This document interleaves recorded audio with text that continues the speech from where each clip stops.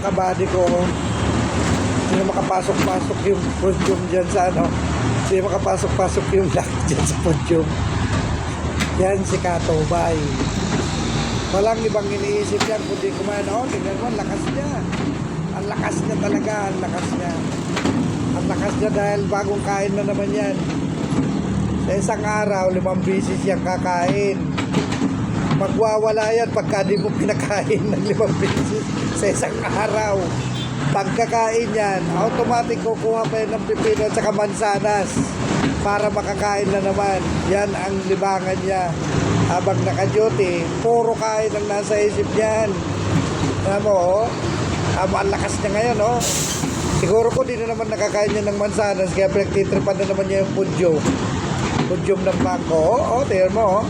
Oh, isa pa, yan. Yan, oh, tingnan mo. Ang lakas-lakas niya talaga bagong kain siya. Oh, papasok na siya.